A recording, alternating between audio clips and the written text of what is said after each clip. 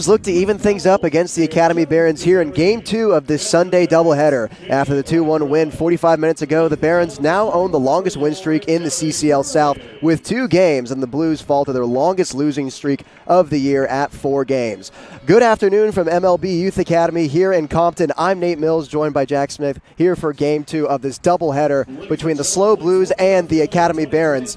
New face on the mound, Henry Marcellus, coming out of the Academy side. Marcellus Henry, the 6-foot, 175-pound right-hander, making his first appearance for the Barons, and he's taken the field. No national anthem here in Game 2 of this doubleheader. The Long Beach City College product, making his first appearance for the Academy, a 6.51 earned run average and 76 innings pitched last year, and he'll face a new Blues starting lineup. Yeah, we're going show and go today, guys. Here we go. Jacob Rulli leading things off in left field. Matt Massiangelo playing first base, he'll hit second. Batting third, Jariah Lewis in center field. JT Ricken batting cleanup, he'll stay at third base. And Jake Bold getting a shot, playing catcher in the 5 spot. Cody Darcy staying at shortstop, hitting 6. Jake Hicksonbaugh, the kid, coming in to play right field, batting 7th. Sam DiCarlo, the UW Husky, playing second base, batting 8th. And doing the designated hitting, batting 9th, is Darius Price.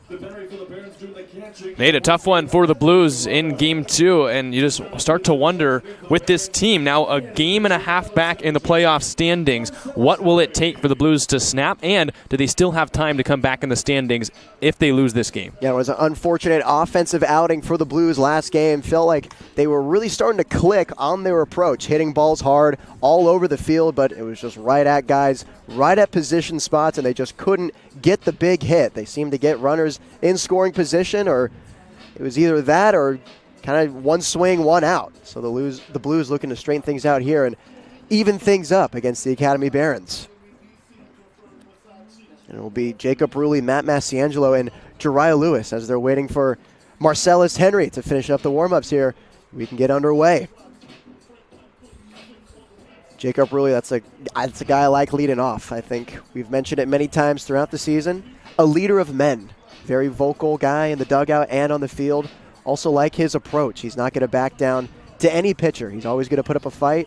Talked about in last game, a little detail I noticed, seeing the ball all the way in. It's always those kinds of hitters that will draw walks and are smarter base runners like he is. I feel like also he's one of the guys on this team that you're really confident in carrying over Game 1 to Game 2. You look back just 45 minutes ago, the single to start off the 9th inning, put himself on base, couldn't come in to score, but maybe a silver lining that he can carry here into Game 2. Well, now Rulli, the Cal State Bakersfield Roadrunner, now in the transfer portal, will step in, coming into this game with a .212 batting average. And here's Marcellus Henry. Underway, first pitch of the game. Fastball taken for a strike. Jacob Rulli not agreeing with the call, but we're going to figure out what kind of zone we're going to get in Game 2. Just a few minutes ago, it was a little wider. Starting 1 minute earlier than anticipated. 5:04 start. Here's a breaking ball chopped over to Neighbors at second base. Rulli with a great 90, but he gets him out at first. So Neighbors with the little scoop and flip over to Berber, the two-way player, and he retired Rulli for out number 1.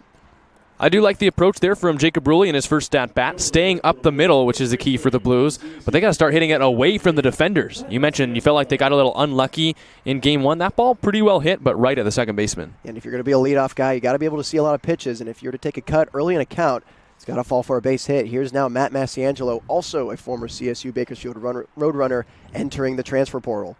Coming into this game today with a .290 batting average. First pitch he sees as a fastball up and away for ball 1.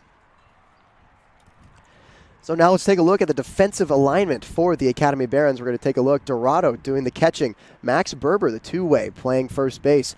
Neighbors over there at second base. Bassett at short. Ramirez at third. Second pitch is taken, fastball for a strike. Now at 1-1. Diaz in left, Lanier Jr. in center, and Troy McCain out in right.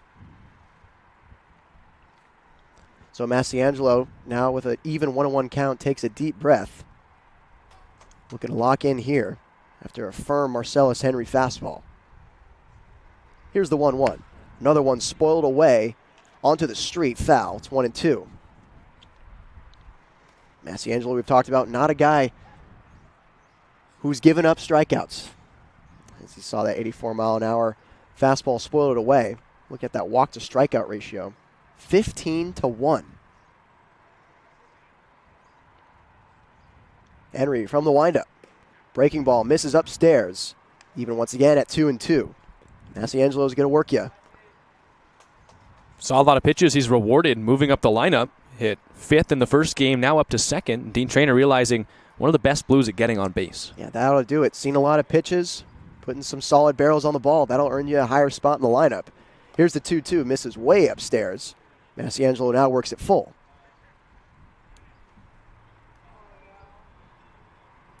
The transfer portal first baseman seemingly does this in a lot of his at-bats. Falling down to a 2-strike count, but working his way back somehow to 3 balls. Let's see if it pays off for him here. And the payoff pitch from Henry. Fastball fouled straight back out of play. Massiangelo stays alive.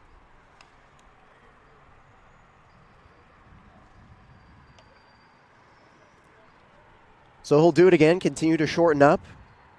Slightly choking up on the bat, widening out the stance. And he digs in for another payoff from Henry. Here it comes.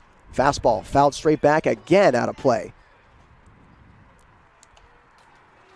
Just mentioned it, he's not going to be easy. He's not going to hand over strikeouts. He's going to put up a fight. He's doing it now, and 3 straight fastballs fouled out of play. And Henry's not going to be a guy that blows you away with the velo. We're seeing 84, 85 so far right now, but Massiangelo is just doing a great job spoiling those pitches away. Here's the payoff once again. Fastball upstairs, and he draws a walk. So Massiangelo gets the 1-out walk after battling away, spoiling fastballs from Marcellus Henry. Well, the strikeout to walk ratio gets even better. Now 16 walks, just the 1 K. And I think Henry thought he had Massiangelo dead to rights with a 2-strike count. But Massiangelo, another great at-bat. And for the Blues, it's important they got a base runner here early in this game. I think it's even more important that they score first. Yeah, now that they got Jariah Lewis coming up, gives you a good shot. This is a 9 RBI guy. Talked about it last game. 3 players, Massiangelo, Lewis, and Ricken, tied for 9 RBI, looking for double digits. As Massiangelo over at first base, Lewis awaits first pitch. It's a fastball taken for a strike on the outer corner. Massiangelo, not necessarily a speed guy as he bites off his batting glove at first base. Only 4 for 5 on stolen bases. Lewis has got the juice, though. 2 league home runs. As we mentioned, 9 RBI. Long hold from Henry from the stretch. Here he comes. Fastball again, lined over to second base, and it finds a hole past Neighbors. Massiangelo will stay at second, and Jariah Lewis gets a base hit. A nice sweet swing to right. Fastball came in a little bit more juice at 88, but Jariah Lewis sent it out. Get it off the end of the bat a little bit, but found a hole, and that's what we're looking for the Blues. I think the Blues would rather have softer hits, 4 base hits, instead of hard hit balls right to the defenders, and Jariah Lewis squeaks one out. You're right, Jack. They'll take it any way they can just to keep the line moving. And this is a guy you want also. JT Ricken, also a 9 RBI guy. Seeing it well. Started off his past 2 games with base hits going the opposite way. Hard hit as well. So Massiangelo at second, Jariah Lewis at first. Here's the first offering to Ricken. It's popped up foul. Now 0-1. Continuing to live that way. Fastball starting to gear up now at 87 miles an hour. JT Ricken looks to start things off on a high note again in this game.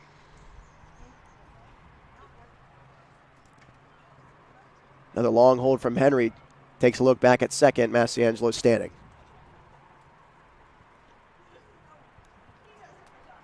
Oh, 1 to Ricken. Henry really taking his time delivering here. One of those slow working guys. I feel like the Blues have seen a lot of fast workers. Different time today. From the stretch, here's the 0-1. Ricken spoils it directly back into the netting. Now 0-2. So having the fight now with 2 strikes. JT Ricken seeing 2 straight fastballs. Henry, a slow worker. If he's continuing this through the entire game, you got to watch out for the defense maybe getting tired behind him. Big change of pace from Del Castillo in the first game.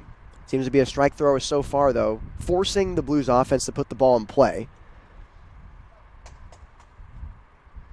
He delivers again on the 0-2. Massiangelo takes off for third, pump fake, and he slides headfirst safely. JT Ricken strikes out, though. Runners are now at the corners. Massiangelo at third will step in. Well, nice swipe there from Massiangelo, 5th stolen base of the summer. You mentioned not a stolen base guy, but he steals at the correct moment. Had one earlier in the game where he took off on a curveball in the dirt, and now another stolen base here. Yeah, had a good jump. Was able to be awarded third base. But now it's Jake Bold, the catcher. 243 average coming into this. Henry comes home. Jariah Lewis takes off for second, and the ball goes into center field. Massiangelo will cruise into home, and Jariah Lewis will cruise into third base. So the throwing error on Dorado awards 180 feet and a run for the Blues. They strike first. We mentioned it's important for the Blues to strike first in this game. They do. They get the run, and now they get a chance for another. Bold at the plate and Lewis at third. And Bold with 7 RBI on the air. He's on the year. He's got the power as well with the 1 home run. Henry's second offering is low. It's a curveball. It's 1-0. Jake Bold, we talked about yesterday, looking to shorten up that swing. Talked about his approach in the roundtable discussion as the 1-0 is popped up foul.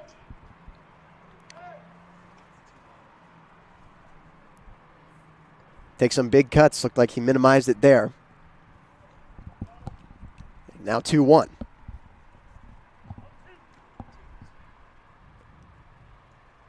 Excuse me, 1-2. Here's Henry. Chopped a ground ball over to Bassett. This will score Lewis. And actually, no, that retires the inning. So the Blues grab 1 on the throwing error from Dorado, and then we'll head into the bottom of the first. We got Caden Tynes on the hill on the SLO Blues streaming network.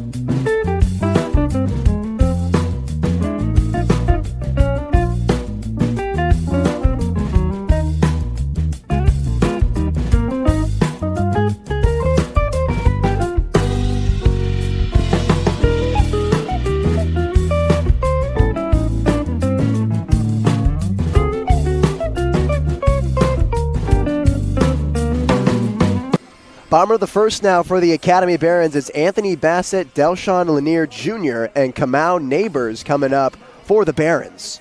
On the mound, we have Caden Tynes for the San Luis Obispo Blues. Those are the top 3 guys we're going to face, but then coming up after that, we have Dylan Lena, Max Berber, Max Diaz, Andrew Ramirez, Troy McCain, and Matthew Dorado. Caden Tynes on the hill for the Blues. The 5'11", 185-pounder from Cuesta College has been excellent so far for the Blues. 2.61 earned run average in 20 2/3 innings, and he matched that outing his last time out. He got the win in relief in Game 1 against the Riptide, a series split for the Blues. He got the win in that one winning game for San Luis Obispo. 4 innings, 3 hits, no earned runs, 4 strikeouts, and he's just been so good, very reliable, whether it's starting or a long relief option. Caden Tynes has shown up, and he's trying to show up here in Game 2 as the Blues try and win the second one here against the Barons. He's been a bulldog in any situation you throw him in. You take a look at the fastball, mixing that in. What's it going to be today? Is it going to be the changeup? Is it going to be the curveball? You never know which day it's going to be, and that's always the case you see with pitchers. What pitch is going to be on today? We're going to find out as Tynes faces the top 3 of this Academy Barons lineup. But first off, it's going to be Anthony Bassett, the shortstop from LA Harbor College, batting .239 coming into this one. Led off last game as well. In Game 1, a walk, fly out to right, struck out looking. Actually, 2 flyouts to right.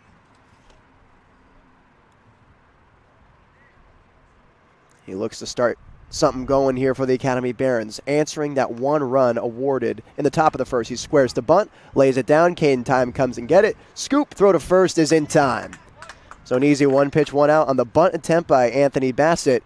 And we're 1 away. And let's take a look at the defensive alignment for the SLO Blues. We got Jake Bold catching behind the dish. Massiangelo playing first. Sam DiCarlo at second. Cody Darcy at shortstop. JT Rickens stays at third base. Jacob Rulli in left. Jariah Lewis in center. And Jake Hicksenbaugh in right. Now we got Delshawn Lanier Jr. center fielder coming out of UC San Diego, and the recipient of ball one.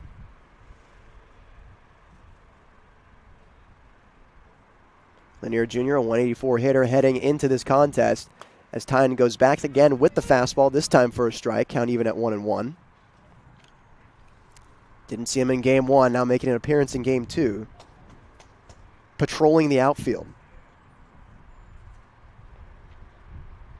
Here's Tynes down the hill. Curveball misses upstairs. A little missed grip, popped it out of the hand.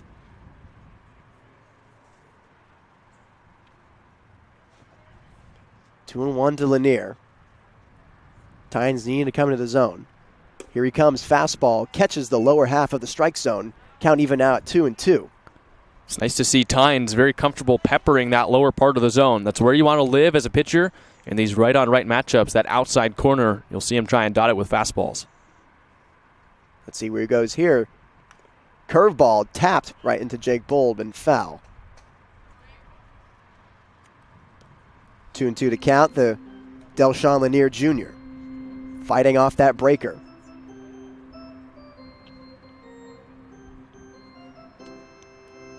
Digs in now, taps the plate. Points at Tynes. Tynes gets his sign. He comes home. Another breaker chopped over to Cody Darcy. Bobbles it off his chest. Tries to make the throw over the first. Pick. Massiangelo split, and he's safe. So Darcy, after the bobble coming off of his chest, can't make the throw in time to Massiangelo. And Delshawn Lanier is awarded first base. Really nice 90 by Delshawn Lanier. He put it on the ground. Normally it would be an out, but he gives himself a chance to beat it out by running hard to first as it bounces off Darcy. Ruled an error, but Lanier able to get to first base, and that's huge. You got the base runner on, and as we mentioned, a 7-inning game, less innings to score, so if you can put a run across, it's a big deal. No surprise with the speedy center fielder. Here's another guy with speed, Kamau Neighbors, coming in 385, big average guy for the Academy Barons, and also takes strike one off the outside corner. In his last game, double play, a walk, a single. Blues able to contain him awfully well in game one. As Tynes out the stretch, comes back. This one's high for ball one. Lanier Jr. 1 for 2 on stolen bases in league play. Decent size lead over at first base. As here's the 1-1 from Tynes. Fastball skips in the dirt. Now 2-1. Kane Tynes still living low, trying to live low in the zone, just missing on the fastball. And Kamau Neighbors hitting left-handed against the right-hander out of Cuesta College. Here's the 2-1. Goes down low with a fastball again, now 3-1. So now in a hitter's count, got to come home. Got to come into Kamau Neighbors. Let's see what Caden Tynes offers him here. Extra important with Dylan Lena looming on deck. Here he comes. Fastball roped into center field. Jariah Lewis coming in on it. He'll slide and make the grab. Hat comes off, and Jariah Lewis with a great jump on the ball makes the snag for the first out of the inning. The Blues have 3 center fielders on their roster at any time, and whoever they throw out there, it's got a lot of speed. Jariah Lewis, one of the fastest, and what a catch. It makes it easy constructing an outfield like that. When you have so many athletes, you can put them in many different situations. We saw Nin Burns make the adjustment from center field over into right. We even saw him in left, and they're able to adapt well. And Jariah Lewis going from right to center in this game as now Dylan Lena, one of the more dangerous hitters on the Barons, steps in. The first pitch is a breaking ball taken for a strike. I even talked with Jacob Ruley, who you could consider a 4th center fielder because that's what he played at Bakersfield. He said that Dean Traynor always wanted to put him in a corner spot or second, but another guy that could play center. Lots of athleticism out there as the 0-1. It's another breaker, and Lena swings right through it for strike 2. It's easy to get a hitter to look like that when you're throwing it in there at 66 miles an hour.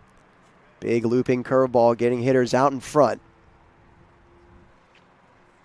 You still got Lanier Jr. over at first base. Here's Tynes on the 0-2. Breaking ball again. This one's lofted into shallow center just over the head of Sam DiCarlo. Looks like Lanier Jr. is going to take off for third, and he's there. Dylan Lena with a base hit. Keeps it going and moves over to Sean Lanier Jr. to third base. Just a strong swing of the bat from Lena. Didn't get very much of it, but all he needed to do was power it through with those strong arms. Lifted it just over the head of DiCarlo, who was leaping. And that's a big swing of the bat. Sometimes those little things, as we mentioned in the 7-inning games, the little strokes of luck can have a big impact on the outcome. Yeah, it's some more soft contact. We saw Jariah Lewis with a similar result in the top of the first inning. We see it again here on the Barons side, as now Max Berber out of Whittier College will get a shot here with runners at the corners. Tynes breaking ball again, misses upstairs. So 1-0 to the right-handed hitter out of Whittier College. Got 11 at-bats on the year, hitting .364 of them. Here's the 1-0. Another breaking ball in there for a strike. I think that's going to be the pitch today. I think it's going to be the curveball. I think I'd agree. Going to it a lot in this inning. Right out of the gates. 1-1 from Tynes. Down the hill, curveball out in front. JT Ricken scoops it up, flips it over to DiCarlo at second, and they're retired. No runs for the Academy Barons. They get out of the jam with runners at the corners. It's 1-0, SLO Blues on the SLO Blues streaming network.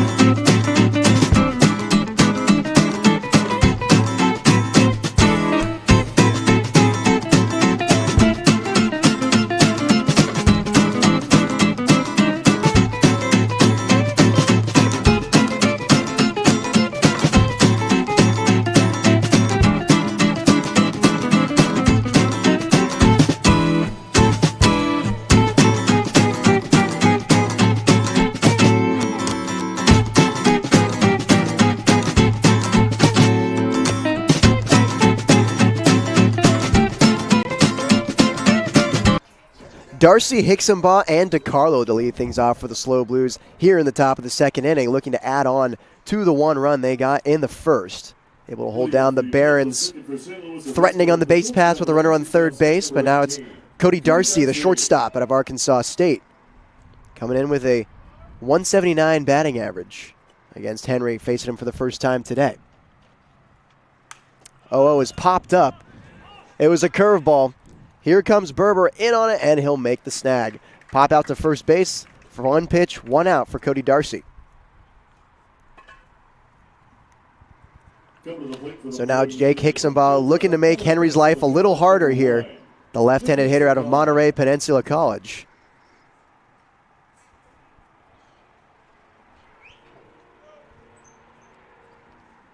The incoming freshman faces Henry. Out of the windup, here's the 0-0. It's a ball low. Jake Hicksonbaugh looking to put a nice stroke onto one after the one pitch, one out. Maybe drawing out a longer at bat, seeing some more pitches out of Henry. Here's the 1-0. Fastball again, fouled away. I think seeing pitches for both teams will be the key to who wins this game. Both teams limited on pitching, with the Blues only a couple of arms even here today. They got lucky with Chris Stewart going the full game. But then here, Marcellus Henry, first outing, shows me the Barons limited on arms as well. Want to get into the bullpen here on 1-1. Another fastball fouled in the exact same spot, now 1-2. So Hicksonbaugh looking to battle now, wanting to have Henry show his entire arsenal. He's only seen fastballs so far.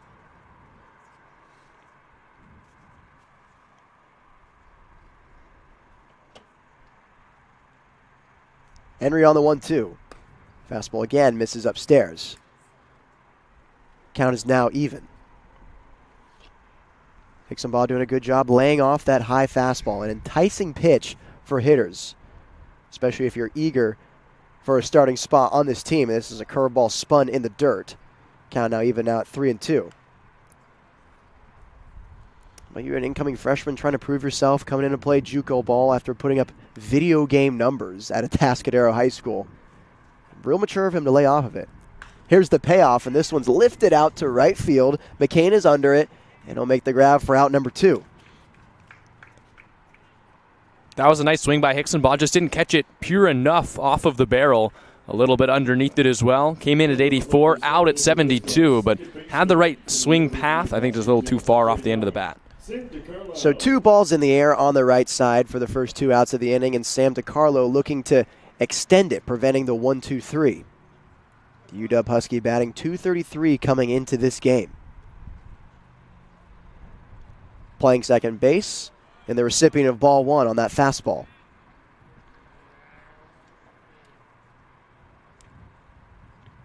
DiCarlo taking a deep breath. The windup again is Henry. Another fastball skipped in front, now 2-0.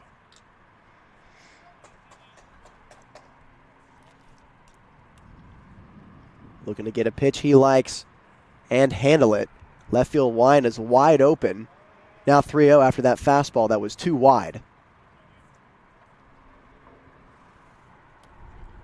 If I'm DiCarlo, I think the automatic take sign is on right now after seeing 3 straight balls. Just wanting to get on, continue for the Blues, and this is a fastball right down the middle for strike 1. So 3-1 here, trying not to do too much. The UW Huskies second baseman. Here's Henry, comes home, and it's ball 4. Fastball leaves it inside, and that's a 2-out walk for Sam DiCarlo. Well, a walk's a nice sign for the Husky. Just 6 walks, well now 7, to the 22 strikeouts so far in league play. The walk-to-strikeout ratio, something that really a good sign of a hitter, and DiCarlo's a little lower than it was at the University of Washington. So taking a walk in summer ball, a non-selfish at-bat, and a chance now for Darius Price to knock in the run. Very patient at bat as well, as Henry now in the stretch picks over to first, and DiCarlo's in there. Looking to improve that ratio here still with 8 games left on the season. Darius Price stepping in now, the designated hitter. 0-0 is missed downstairs for ball 1. Henry keeps coming back to that fastball, just trying to find the command after walking Sam DiCarlo. After getting Darcy and Hixenbaugh out via pop-outs. 1-0 is taken, another fastball for ball 2. So now Price in a hitter's count. Looking to get something he can drive. Taking a look once again, that right center gap has just been playing huge all day for Academy Barons. Skipped in the dirt, Sam DiCarlo takes off, and he will be standing in at second base. Marcellus Henry yanked the fastball. Count now at 3-0. Sam DiCarlo can just cruise into second. It's a big 90 feet. Runner in scoring position now for the Blues with 2 away, and that means if Darius Price can even pick up a single with DiCarlo's speed, the Blues might add another run. There's some holes out there in the outfield. Here's the 3-0 from Henry. Fastball misses outside. Another walk awarded to Darius Price. So the rally continues, and now we'll flip it over to the top of the lineup for Jacob Ruley. He grounded out to second in his last at-bat, and now we're going to have a meeting at the mound.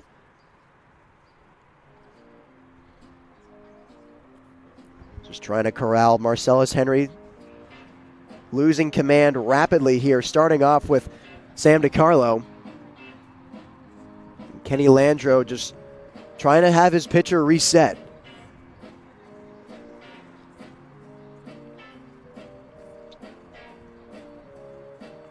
Whole infield is in agreement, and we'll get back to work.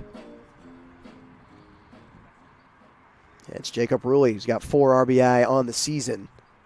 For the Blues left fielder, number 25. The portal left fielder. Ramirez hugging the line down there at third base. That 5.5 hole looking nice to do some damage. But here's the 0-0. Breaking ball taken for a strike. Getting a lot of first pitch breaking balls today, both in game 1 and now it's carrying over into game 2. Didn't agree with that one, but Henry from the stretch still. Brings it home, breaking ball again for strike 2. So Jacob Ruley quickly falling down to 2 strikes on back-to-back curveballs. Slightly choked up on the bat. Stance is pretty much the same. And Henry on the 0-2. Comes home fastball, dribbled over to Neighbors at second, and he'll just touch the bag. No runs for the Blues, and we'll head into the bottom of the second on the SLO Blues streaming network.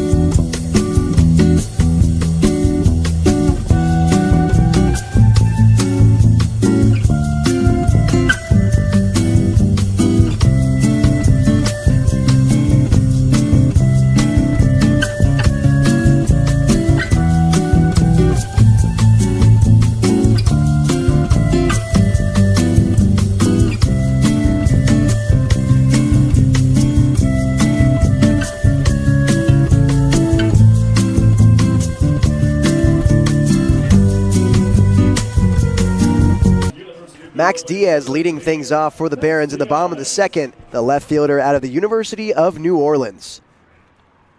Coming in at 194 after game 1. He singled, struck out, and flew out to center in the first game. And now Tynes delivers a fastball up and away for ball 1.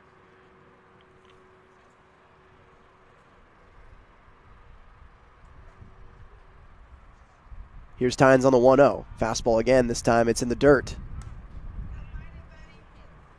Trying to correct the upstairs mistake, but goes too far down and skips it in the dirt. Now 2-0 to Max Diaz. Looking to get on base for the Barons. The 2-0. Fastball right over to JT Ricken. He bobbles it over at third, tries to make up for it for the throw, and Massiangelo comes off the bag. So a bobble by JT Ricken allows Max Diaz some time to get over to first. The beginning of the inning error for JT Ricken. Well, and defense is going to be huge in just this 7-game game 2. You really need to be shored up on defense, especially with the Blues playing with just the 1-0 lead. Runs have been at a premium between these two teams, surprisingly, all season. That's now 2 errors on the left side of the infield for the Blues. They've really got to clean things up. The first error only got to third base, so was able to get stranded there as his first pitch fastball to Andrew Ramirez is taken for a strike. So luckily for the Blues, they're able to strand Deshaun Lanier, on that first error, but now it's Max Diaz they're working with at first. Ramirez takes the fastball, grounds it over to Darcy. He flips over to DeCarlo at second. It's a double play. So the error is immediately erased off the double play from Darcy to DeCarlo to Massiangelo. And there you go, right on cue. Nice defensive play by Cody Darcy. He picks up his teammate JT Ricken, and that's the way that great teams work. One guy makes a mistake, and his teammate's right there to back him up. And Tynes got the soft contact over to Darcy at shortstop, was able to stay low to the ground ball and just flip it to DeCarlo.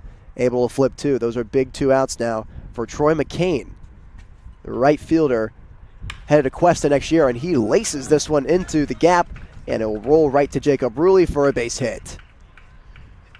Troy McCain, first pitch hacking on the fastball from Caden Tynes, and he crushed that one, 99 miles an hour. Luckily for the Blues, it was 99 off the bat, but on the ground. If he elevated that one, a chance maybe to leave the yard and tie the game. So we've got to be thankful that the launch angle a lot lower than a home run needed. And it's now Matthew Dorado looking to add on to a 2-out rally. It's the catcher from Hope International. Tynes' first delivery is also roped, and Rulli dives, and did he grab it? Yes, he did. Jacob Rulli with a spectacular diving catch ends the inning. So they hold on after the error from JT Ricken. We'll head to the top of the third, 1-0 on the SLO Blues streaming network.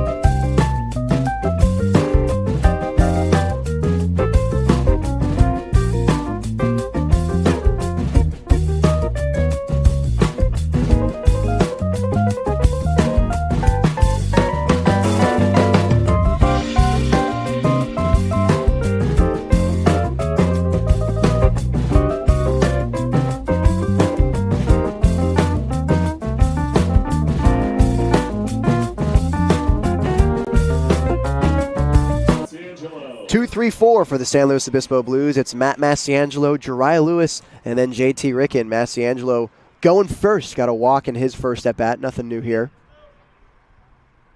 Looking to get on again, wanting to add on to the one-run lead that they have here going 1-0 in the top of the third.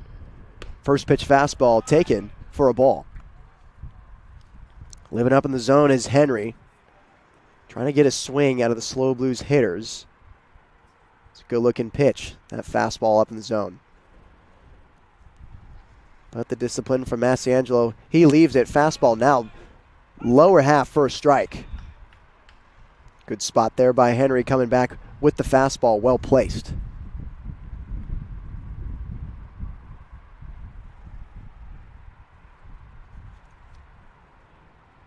Here's Henry from the windup again. Breaking ball misses downstairs. 2-1.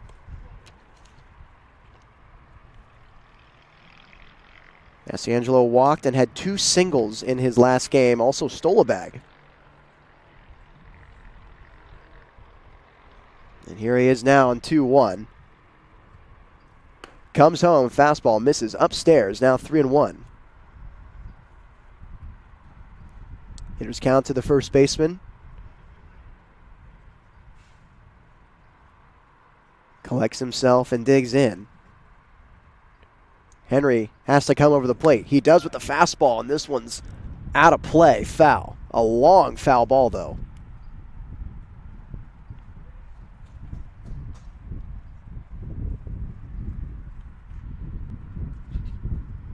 Massiangelo got some lift on it. Hit only at 84 miles an hour, but went a long way foul. We'll go back and do it again with a full count. Here's Henry on the payoff. Fastball upstairs. It's another walk to Matt Massiangelo. Well, doesn't come really as a surprise. Matt Massiangelo, the base on balls master, now that Nin Burns away from the team partially. Matt Massiangelo, the second walk of the game. And Nate, I'm not sure if you noticed, but we had a humid game earlier, and I think we're seeing why. The clouds coming in, and it's a little bit of a wet air. Yeah, we're feeling moisture on the hair, you were saying earlier. That dew point. Is that what that would be? I think so. That's the science behind that, right? But a chance maybe for rain here in Compton? Certainly hope not, as the Blues want to get this win underneath their belt. And Jariah Lewis steps in now, the center fielder. He takes the breaking ball upstairs for ball 1.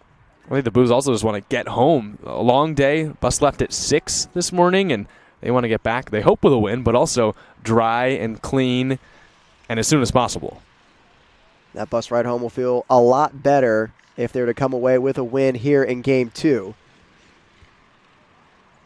Jariah Lewis pops the fastball out of play. Count now at 1-1.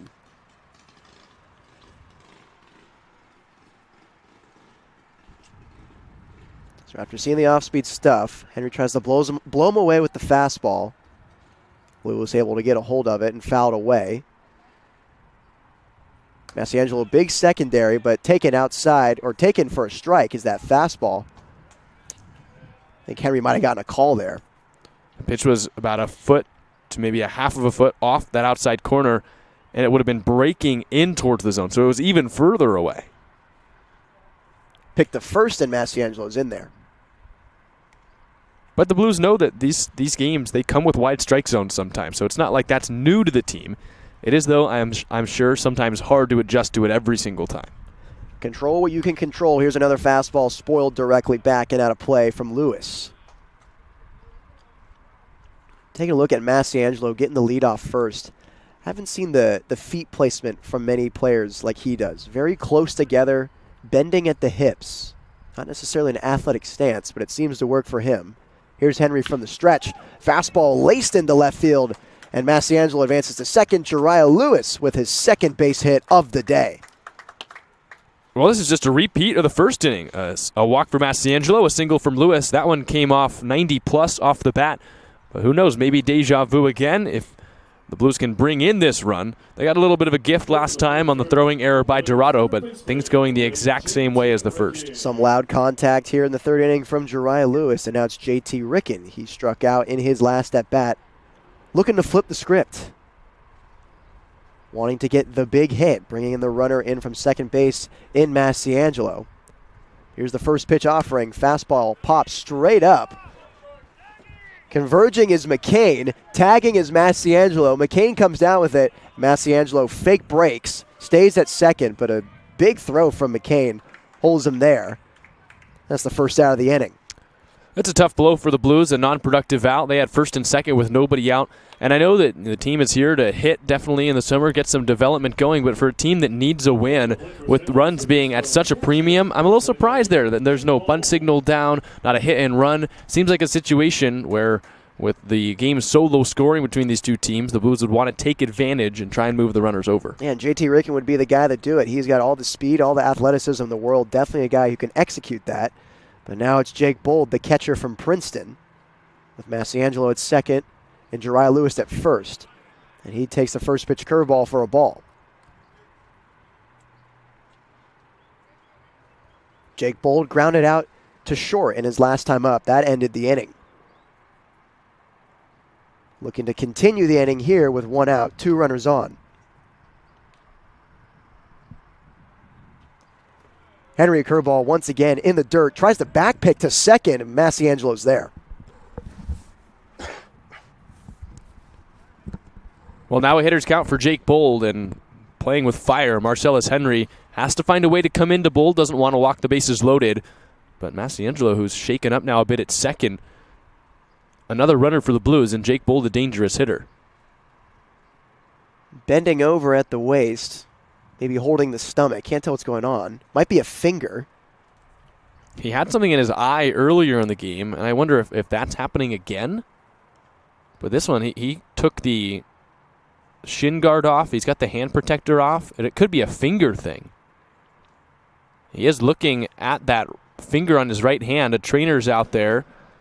Maybe cut a nail, chipped a nail. And correct me if I'm wrong, that looked like the hand where he was wearing the ice cream cone themed oven mitt. I believe it was. So could have been a weird thing. You're right. Could have been a nail. One of those awkward things. There's a lining inside of that mitt that could get underneath the fingernails, and maybe that got jammed under there. Not writhing in much pain, just kind of looking at the fingers and playing with it. It seems to be okay. It gives Dean Traynor a tap on the back. Looks like he's throwing on the batting gloves. So it was a right hand issue. He's got a smile on his face now, so I think he's okay. That would have been a tough loss for the Blues. Massiangelo has been really the best over the last couple of weeks, the best Blue at getting on base. And they really need him if they want to come away with a win here today and some more down the stretch. Yeah, but he'll stay out there, though, reapplying the oven mitt and the batting gloves.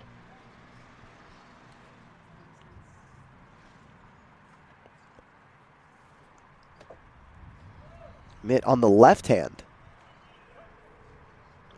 Jake Bold in a 2-0 count. And a great year at Princeton, batting .313, looking to bring that here. He's big cut through the fastball for strike one.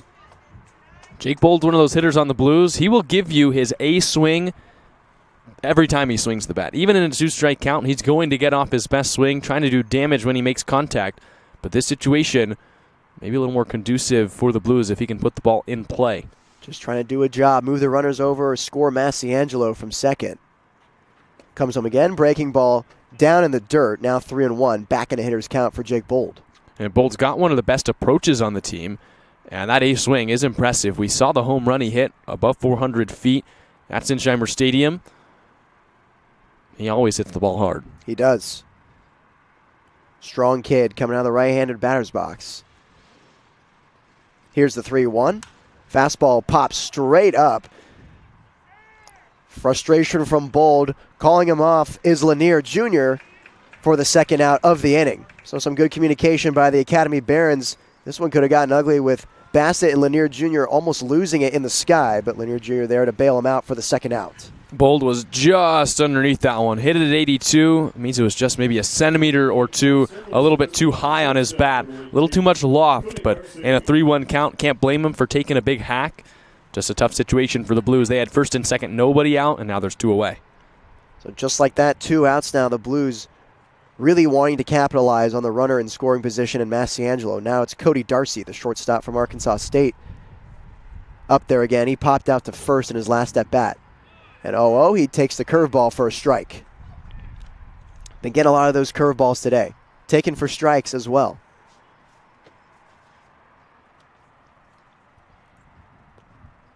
Here's the 0-1 to Darcy. Henry, long hold, finally comes home. Another curveball. Darcy swings through this one, tries to backpick Massiangelo again at second, but he's in there. Blues are 3-6 since the showcase game. After winning 3 in a row, the Blues have now lost 4 in a row. Just some crazy stoppage of momentum after hitting that break. That showcase game that was here at the Youth Academy.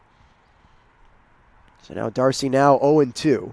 Massiangelo at second, Jariah Lewis at first. Another curveball this time taken for a ball. You're right, you had the 3 wins, the 2 going into the break. They come out of the break, and they lose to the Saints in the 2-game series. Then the 3 wins, but now since then the loss to the Riptide, both games to the Saints this past weekend, and then game 1 here today.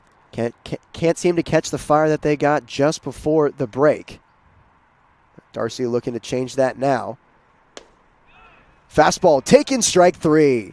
Clips the bottom of the corner. Darcy does not agree, but it's the 3rd out of the inning. So Massiangelo and Jariah Lewis are stranded at first and second. It's still 1-0 Blues on the SLO Blues streaming network.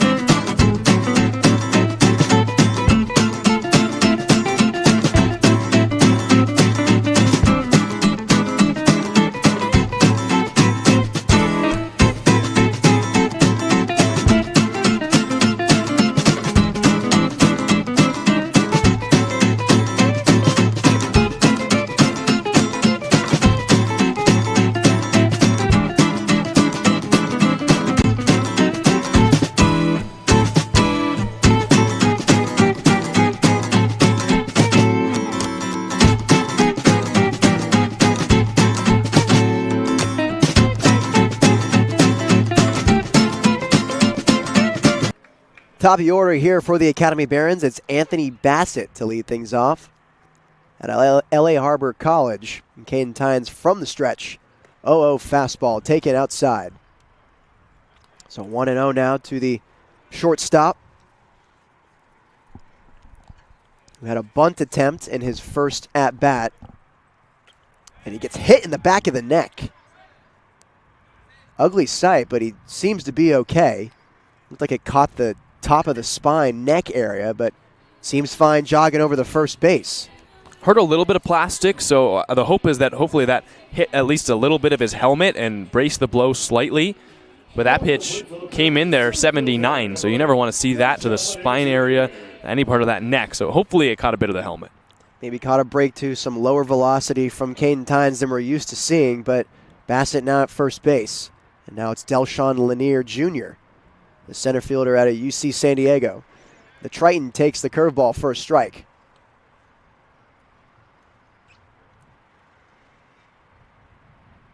Bassett, not a thief. 1 for 2 on stolen base attempts. Short lead here. Pick over to first. He's back. You're a San Diego boy. Growing up, was there any thought about UCSD, or are you a fan of any of their sports? Mostly San Diego State. You know, UCSD, a UC school, not as big on the clout. As another curveball is grounded over to Darcy. He'll flip over to DeCarlo to first, not in time. That flip over to DeCarlo was just a little too soft, and Delshawn Lanier Jr. is in safely on the fielder's choice. But no, it was mostly Aztecs, especially now with the basketball run they just made in the national championship. But in high school, you know, I got some interest from them with baseball, so that's where it really sparked for me. UCSD's catching strays on the broadcast today. Not enough clout? Is that what you said? I don't decide that. You know what I mean? Like, you're not the judge of clout here. People wear red and black down there in San Diego, supporting the Aztecs mostly, as this first pitch is wide for a ball to Kamau Neighbors, the C-Sun, second baseman. No, it's not a shot at UC San Diego. It's, you know, their athletics have been Division II my entire time growing up, just making the jump now to the Big West. Now catching, I see some more gear as that curveball drops in there for a strike. That was actually for a ball, 2-0 to Kamau Neighbors. Hitter's count here, narrow stance. Fastball skips away. Lanier is able to stride into second base. There's ball 3 on the fastball that skips into the backstop to Neighbors. And another one that almost hit the Barons. Neighbors, I think, lucky that didn't hit the lower part of his back leg. He kind of jump rope over it, watched it all the way to the backstop. Walk here isn't the worst thing for the Blues, but they would have liked to avoid this situation. Kamau Neighbors, one of the more threatening hitters here for the Barons roster. 11 RBI on the year. As I said earlier, big hit guy. Leading the CCL South in hits.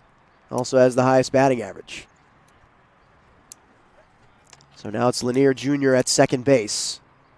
Kamau Neighbors up to bat in a 3-0 count. Tynes comes home. Another breaker for a strike. So Caden Tynes able to land that breaking ball into the strike zone. Usually we've talked about there's not really such thing as a hitter's count that much anymore. Usually anticipating a fastball if you're going old school here, but Tynes comes in with the curveball. So he takes a look back at Lanier Jr. at second, and another breaker hits Kamau Neighbors, and he's awarded first base on the second hit by pitch of the inning. Blues may be lucky that caught a piece, because if that didn't, it might have bounced all the way to the backstop. Instead, first and second. You've got Lena coming up, who has below average speed, was also injured a little bit in game 1, so definitely a chance to turn a double play if Tynes can roll another. Want to get a ground ball here. Dylan Lena's got the juice, though. 337 average heading into this one, 17 RBI, third in the CCL South in that statistic. He's got runners at first and second, some speed out there. This one's lined down the third base line, and it gets past the glove of JT Ricken. Delshawn Lanier Jr. will score. Neighbors will reach third, and it's a double for Dylan Lena. 1 RBI, and the game is tied. Well, we were waiting for Lena to get going today. Here he is in game 2. A single, now a double. He's got 2 hits now on the game. Hit that one 99 miles an hour. A tough play as Ricken tried to snare it, went through his legs, and now this game is tied. And instead of it being just the 1 run, now a big chance here for the Barons to score again. A loud bat for Dylan Lina. Gets right past JT Ricken. Been getting some action at third. That's his second error of the day.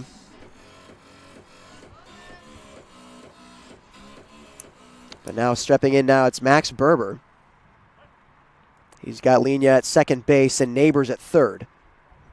Wanting to capitalize more here for the Barons with 1 out. As Caden Tynes comes home, another curveball, but this one's a ball. A call he's been getting today, but doesn't seem to land on the first pitch to Berber. I'm interested to see Berber at the plate. We've seen him as the closer.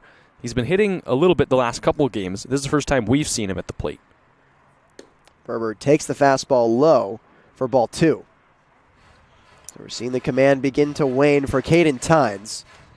Not a sight that the Slow Blues dugout wants to see. As we've mentioned before, thin on pitching. Would like to see the Cuesta Cougar go as long as possible in the 7-inning matchup. Here's the 2-0 to Berber. Breaking ball over to Ricken once again. Comes home. Bold goes over to first. Not in time. So JT Ricken comes home to Jake Bold on the grounder. Doesn't apply the tag. Tries to go to Massiangelo, but the throw is too tall. And the Barons add on another. I think that was just a little bit of a miscommunication there. JT Ricken threw his hands up in the air. I think either he thought it was a force at home or Jake Bold called for the throw to home, and then Ricken, as he released it, realized that there was no chance to get the runner. But the 2 Blues there, I don't think in full communication and agreement about that play, and that's a big mistake. It allows a 2-1 lead. And so now the Barons take over 2-1, and Max Diaz takes another breaking ball in the dirt for ball 1.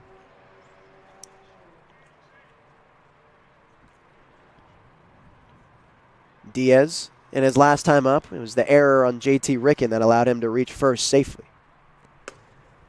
Fastball missed right through it, 1-1. Big cut from Max Diaz. Went all in on that fastball down the middle from Caden Tynes. It's still Dylan Lina at second base. Max Berber at first. Not a ton of speed, but still trying to make something happen. Tall breaking ball. Hit Diaz on the top of the head. I didn't hear plastic or anything. I don't think it came close. If anything, I thought that might have hit the bat, but that was well above the head. I didn't see that at all. Thought he ducked out of the way, and he sold it, and umpire bought it right away. Now the bases are loaded for Andrew Ramirez, the third baseman out of Queens College. 3 hit by pitches in this inning. And that's a big one, too. Now you've got a chance, another runner at third, less than 2 outs. For some reason, between these 2 teams, 5th and 6th in the standings, the Barons have not been able to pitch very well this year, but the games between these 2 teams are always close and they're always low scoring, so any runs that the Barons are able to bring in are huge insurance. Academy always putting up a good fight. The Blues can't make it too easy for them. They got to come in the zone, make the defense work. Here's a breaking ball. That's in there for a ball. Tynes slowly starting to lose some calls as the command begins to fade. As that curveball missed up. Here's Ramirez, fastball over to DeCarlo. He'll go to Darcy at second, and to first Massiangelo, a double play. So they get out of it, but not before the Barons add on. 2-1, they now lead on the Slow Blues streaming network.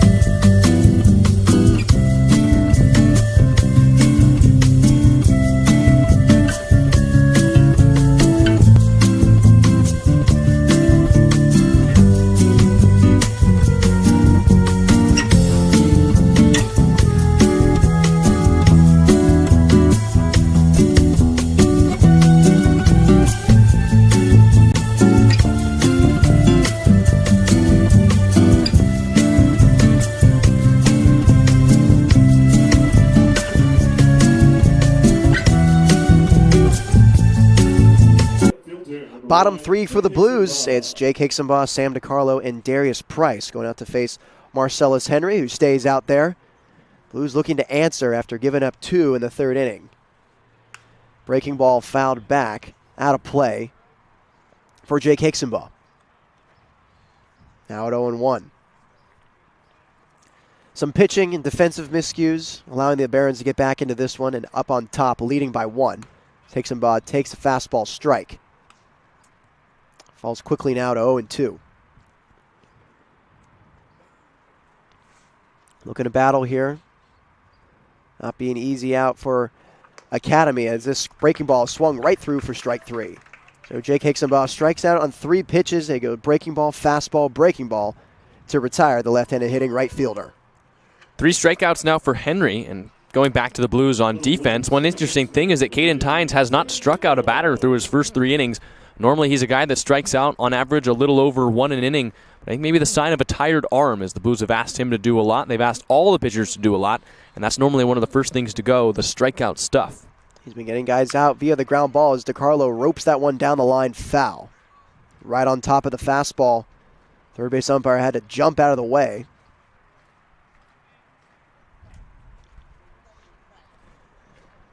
So DiCarlo now 0-1. Big bat admirer. Takes his time getting in the box. It's a pretty bat. Was that the Victus? It is the Victus. Good eyes. Good peepers. Henry again. Breaking ball misses. So now 1-1 to Sam DiCarlo.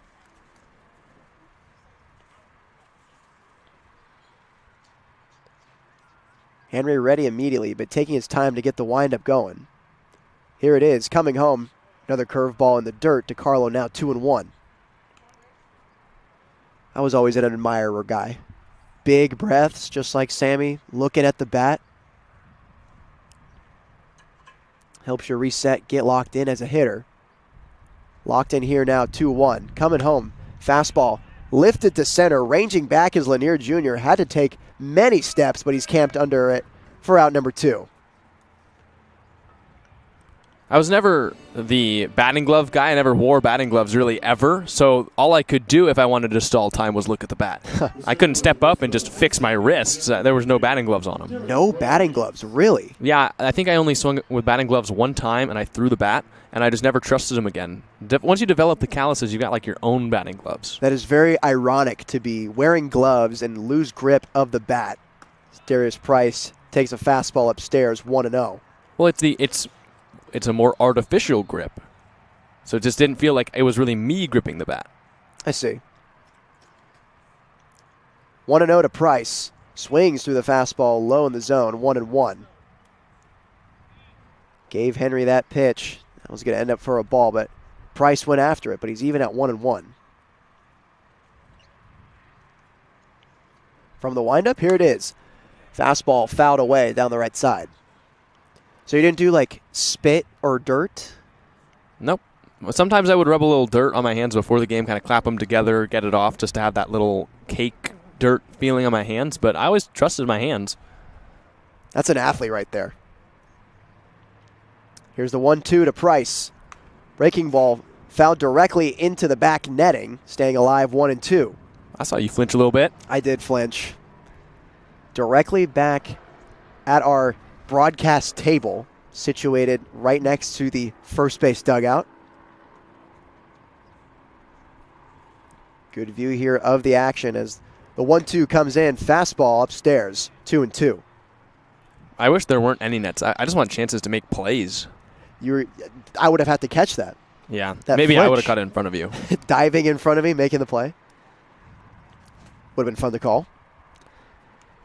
2-2 to Price. 2 outs. Fastball low, 3-2. Got to protect you during your last game. That's right. Can't have the face busted up for Croatia.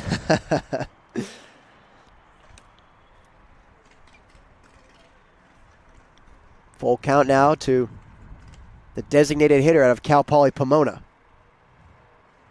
Comes home. Curveball popped up in the infield. Everyone's calling it, but Bassett will come down with it. That's the shortstop with the priority. And the side is retired. The Blues don't get any. It's still 2-1 Academy Barons on the SLO Blues streaming network.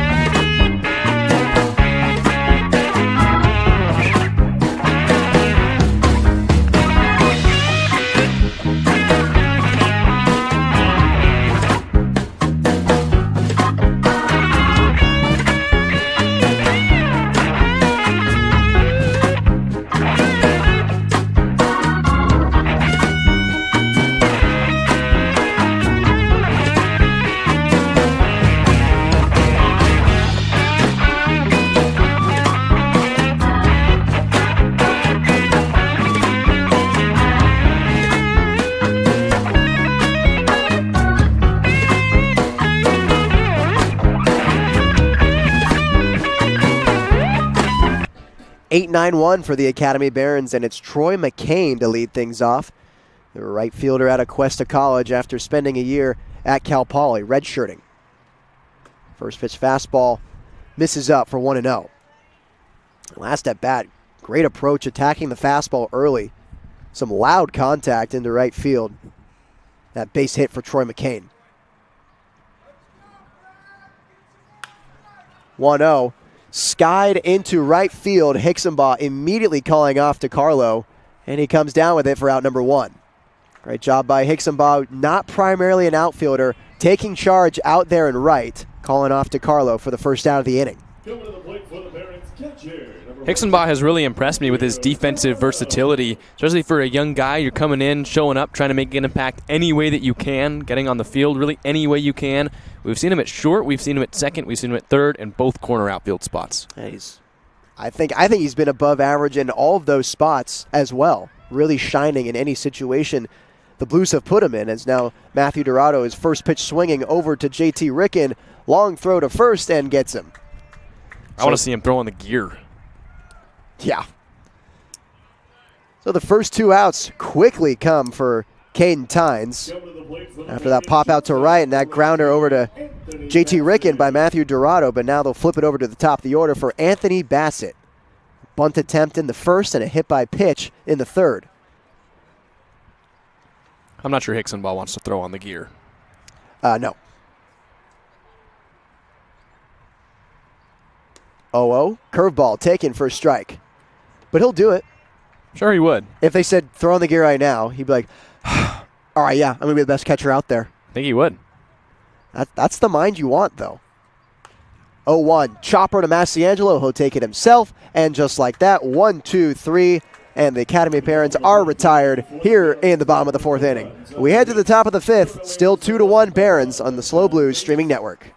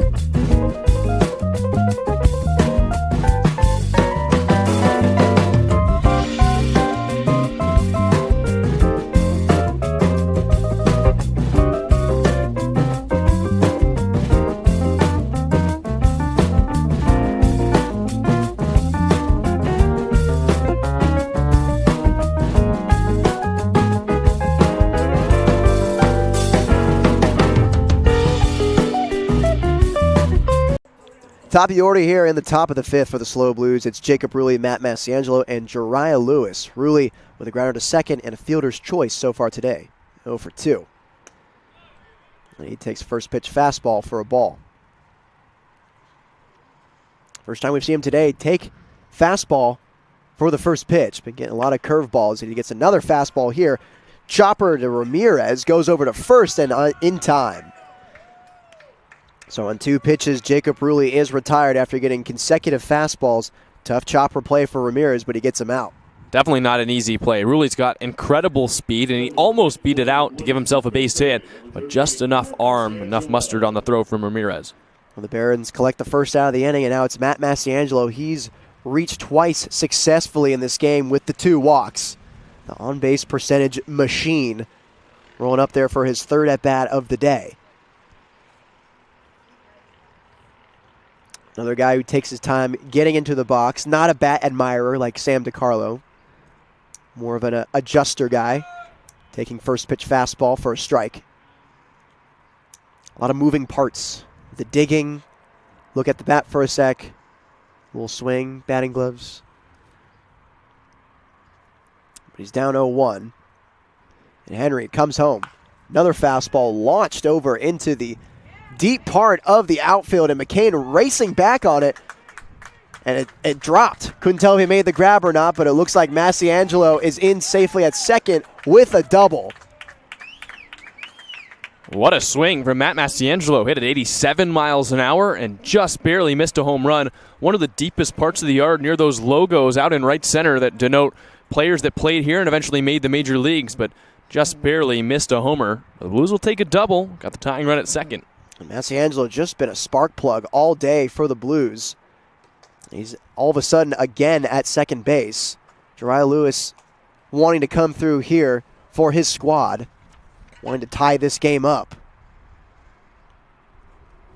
Massiangelo has now reached all 6 times he's come to the plate in this doubleheader.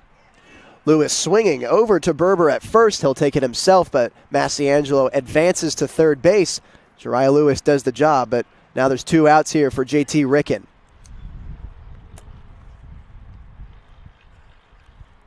Ricken, a strikeout and a pop out to right field in this game 2.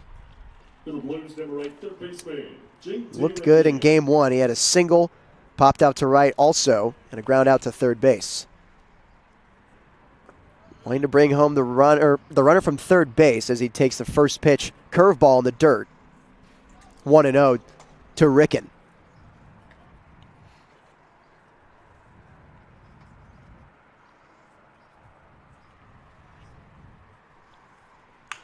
Ricken chops it foul down the line. Now 1-1. So Blues approaching the halfway mark here in the 7th inning contest against the Academy Barons. First game was 7, this one also 7. Runs once again coming at a premium as we're just sitting at 2-1 in favor of the Barons. Ricken looking to change that here, but he takes a fastball for a ball. Now 2-1.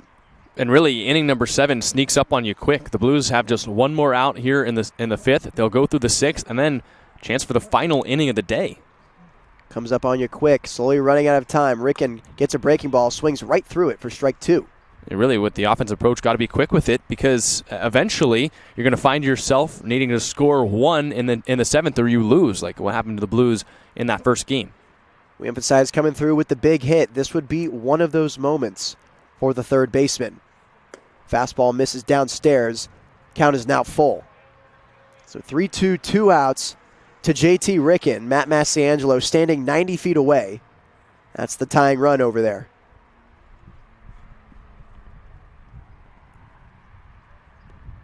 Henry with a deep breath. Comes home. Curveball taken for strike 3. JT Ricken does not agree, but the Blues do not capitalize with Massiangelo at third base. It's still 2-1 Academy Barons on the SLO Blues streaming network.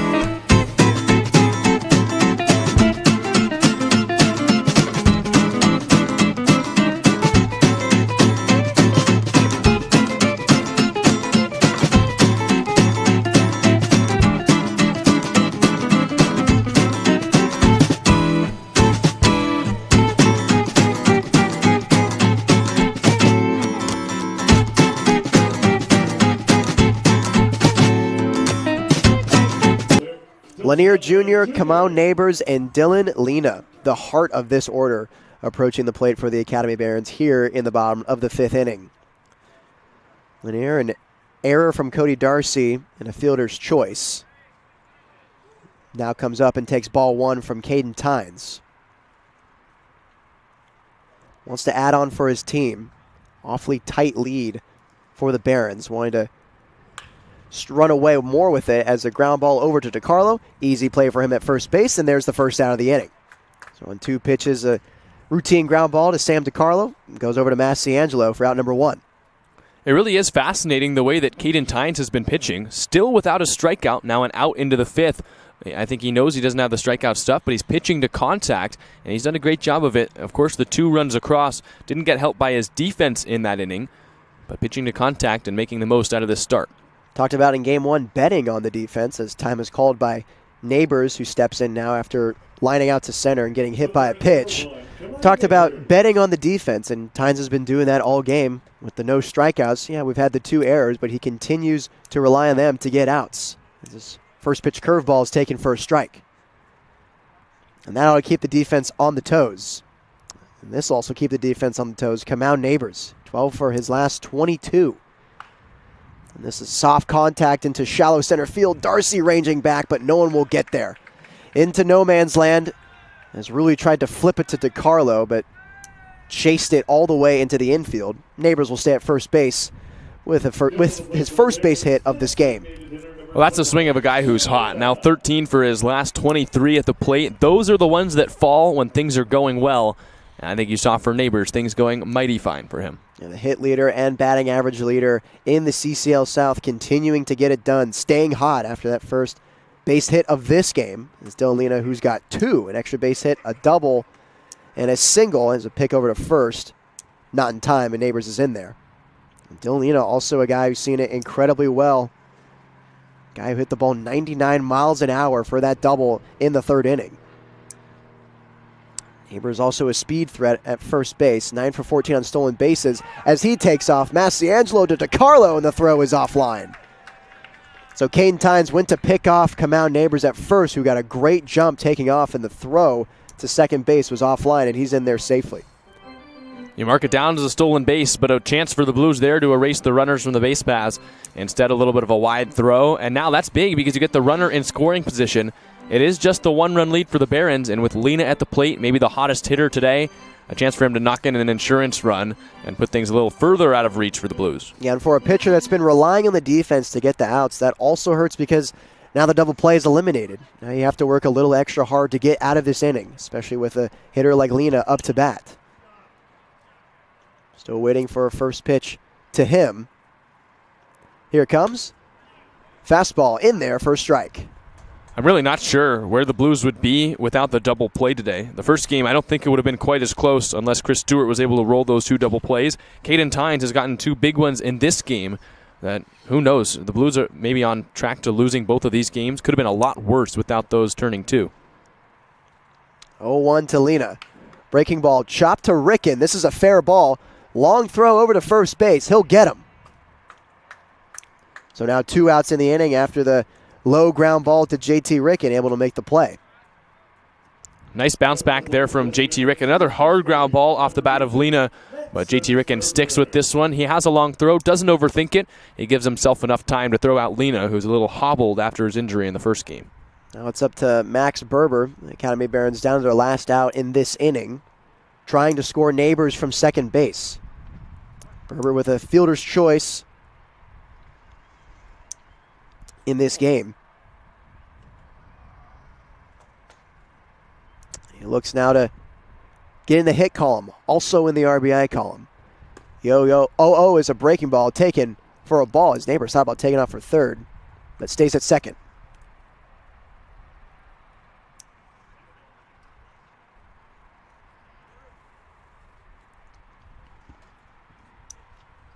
Big gaps down the line for the right-handed hitting first baseman. As Tynes comes home. Another curveball taken for a ball. So now the hitter's count is Max Berber. Said it his last time up. Curious to see about what kind of a hitter Berber is, as we've really only seen him as a relief pitcher. He's now 4 for 13 on the season. Picked up a run batted in with that fielder's choice earlier. This is another spot looking for a mature at-bat. 3 RBIs so far, looking to add more. 2-0, fastball, towering fly ball into center field. Jariah Lewis, he'll just camp underneath it and make the 3rd out of the inning. So Kane Tynes strands Kamau Neighbors at second base. We'll go to the top of the 6th inning. The Barons still lead 2-1 on the SLO Blues streaming network.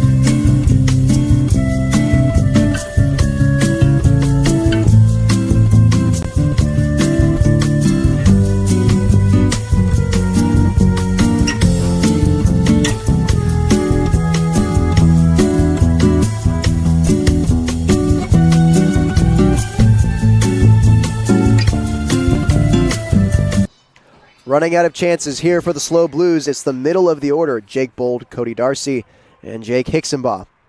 Well, good news is for the Blues, with Caden Tynes pitching well on the mound, they only need the 1. Yeah, it gives them a shot, but the Blues are just needing to capitalize on it.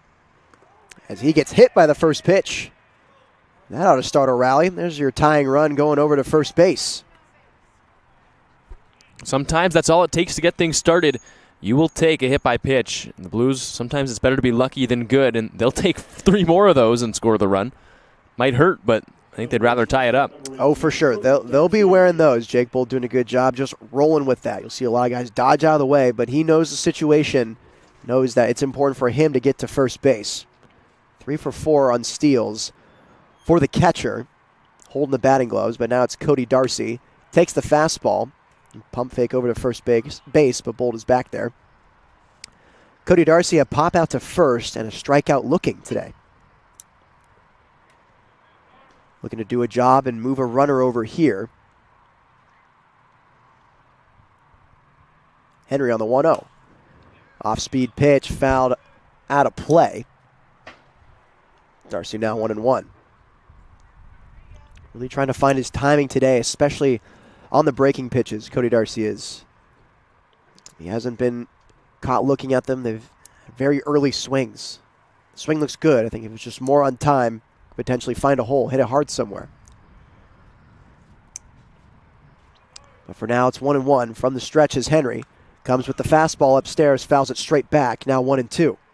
That one really handcuffed Darcy. It was placed perfectly right. I mean, about as much of a dart as you can imagine on that top left part of the zone, right in on the hands.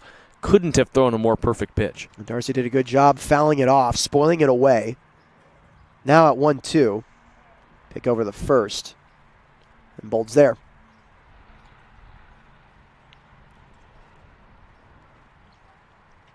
Would be nice to barrel something up here, but in reality, you just want to find a hole, get a job done, and get a rally going with no outs here in the top of the 6th. Fastball way upstairs, taken for a ball, count even at 2-2. This is a situation so far this year where strikeouts have run rampant on the Blues, where they've got a chance to potentially start a rally, but the K's get in the way. So we'll see what kind of a team that the Blues are going to be here in the second game. 4 strikeouts for the Blues offense in game 2. Breaking ball in the dirt. Darcy's now worked himself into a full count. I think that's a good sign, too. Darcy's not trying to do too much.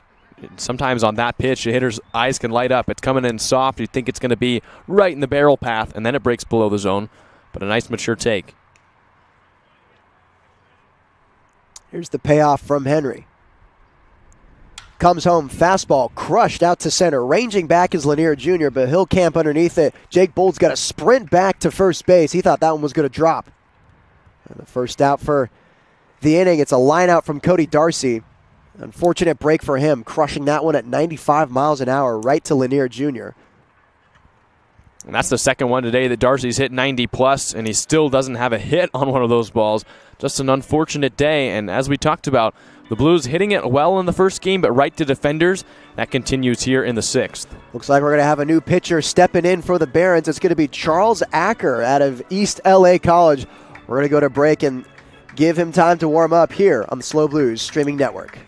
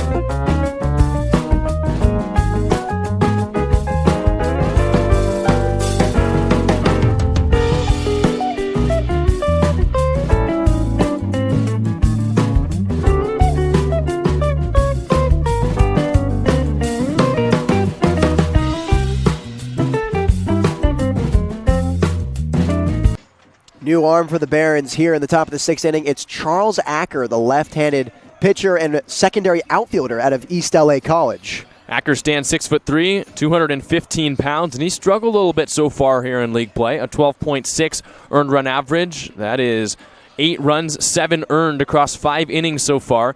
Making his 7th appearance, he has struck out 5 and he has walked 7. So interesting. We'll see what kind of a lefty that we get today. He'll face a lefty, then a righty in Hickson-Baugh and DeCarlo, but his one job is to keep it close and keep the Barons in front. He's been able to give up some runs so far in league play, so we'll see if the Blues can get to him. They really haven't gotten to the pitching today at all for the Barons. Just a total of 2 runs so far. So we'll kind of see what kind of Blues team we get. Based on those numbers, it seems like it's a guy who will award you the free 90 bases, but if he comes in the zone on you, the guys are going to do some damage. And Jake Hickson-Baugh going to be the first hitter to face our new arm in Acker this game. He's got Jake Bold at first base. He got on via hit by pitch. That's the tying run over there. Go-ahead run in Hickson-Baugh. Lefty move over to first. Bold is there. The big old smile on the face. The more at-bats you get with a tying run on base, the more chances you have of finally coming through. It feels like every inning or so the Blues have had the tying run on, and it's just a matter of time, it feels like, before they bring them in. That's the next gear they're needing to unlock to get some wins here and break their losing streak. Bender upstairs, taken for a ball, 1-0.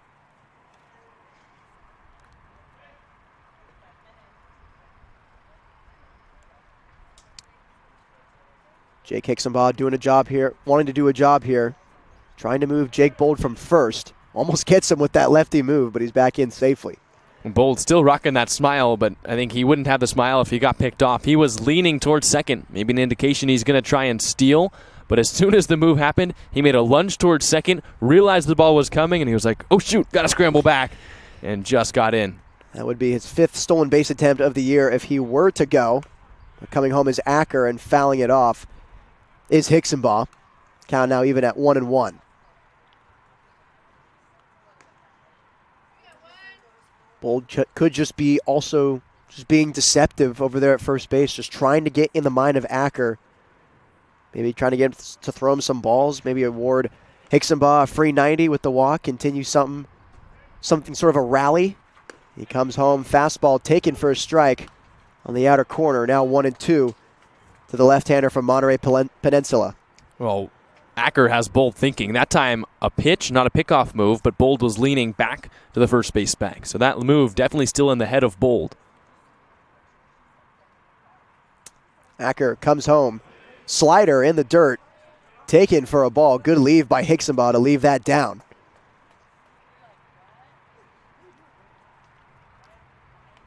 2-2 now to the kid. He flew out and struck out today.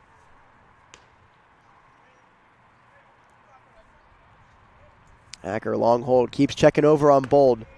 That's a fastball for a ball. Full count now for Hicksonbaugh.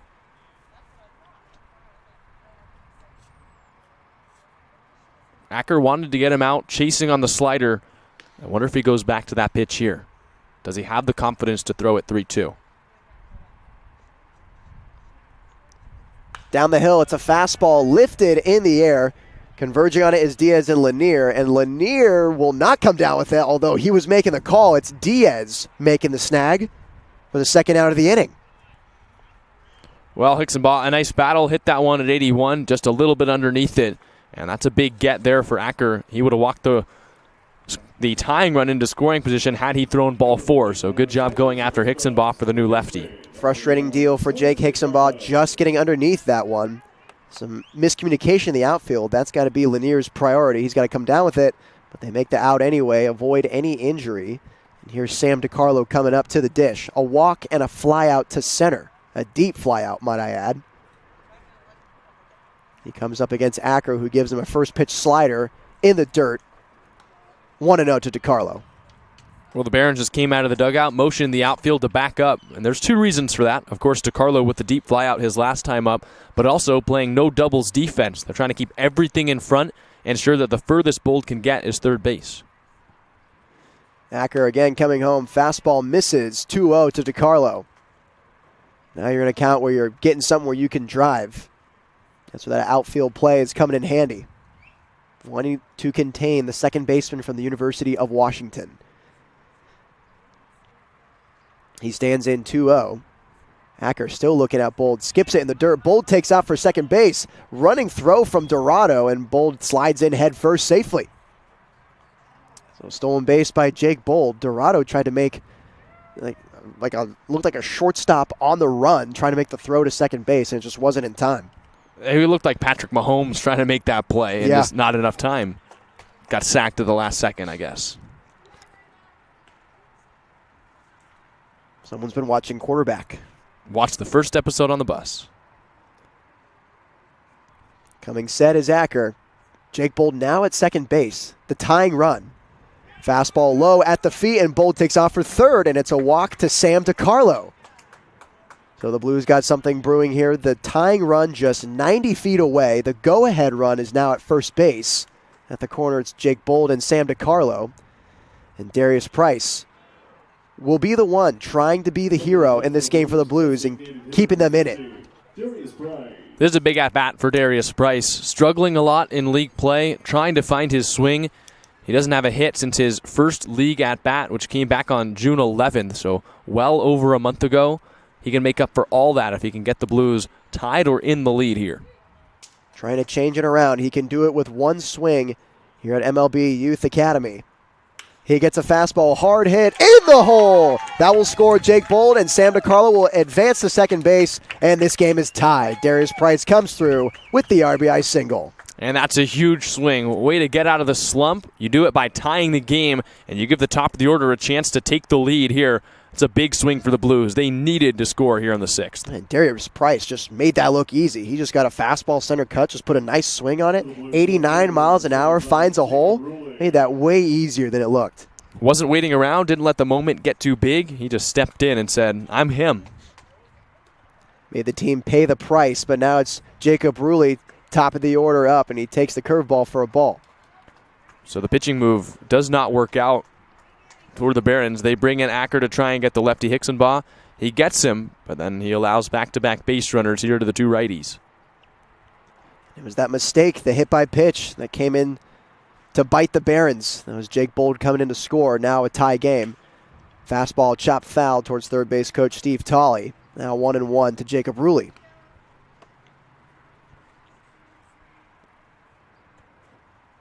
Ruley wanted to add more, trying to take the lead for SLO. That leading run is at second base, and Sam DiCarlo would love to trade places with him. He's here on a 1-1 count.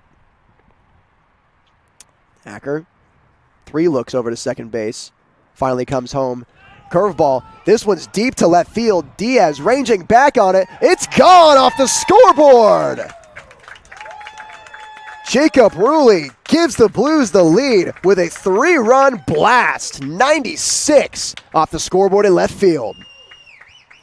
And that's how you make them pay. A huge swing from Ruley. The Blues were down to their last out here in the inning. Darius Price extends it, and Ruley gives them the 3-run lead. His first league home run of the year, and it comes in a ginormous spot, giving the Blues a 3-2 lead. Was there any question when Ruley came up, such a big leader, he wouldn't give the Blues the hit they needed? Came through when it counted, leading with the voice and the bat. So now it's Matt Massiangelo to follow up, passing the baton. And he lines this one into center field. That's another base hit for the left-hander. On base, 4 for 4 today. 2 hits, though. Massiangelo continuing to see it real well. He adds on that single to his resume today. He's had 7 plate appearances, and he's been on base all 7 times. He's seeing it.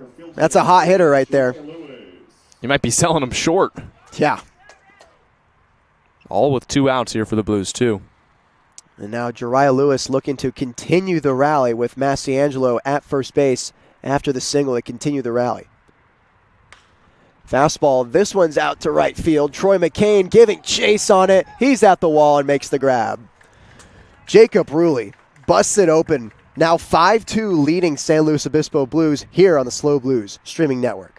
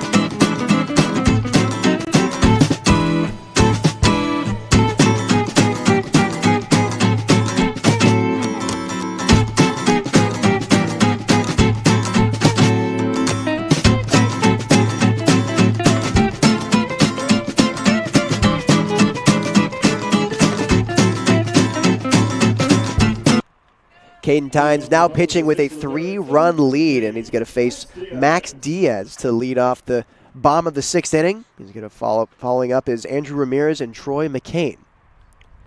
Diaz's first offering is a ball upstairs, 1-0.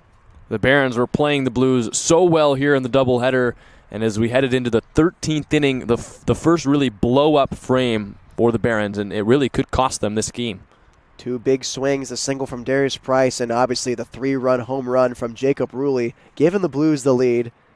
Caden Tynes making his life a little easier as this one's popped out in the infield. JT Rickens got it, calling everyone off. He'll come down with it for out number 1.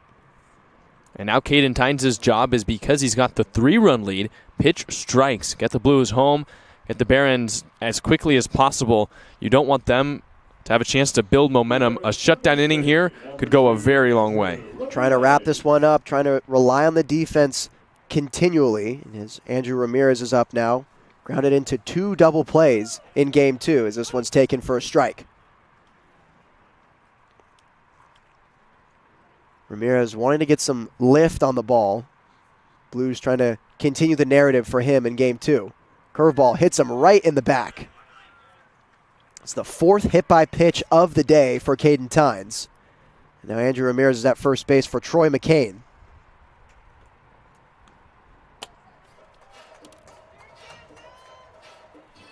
Got to prevent the free ones. Just talking about how wanting the Blues to get out of this game quickly. And it's going to be not allowing the hit by pitches and the walks and the errors to occur.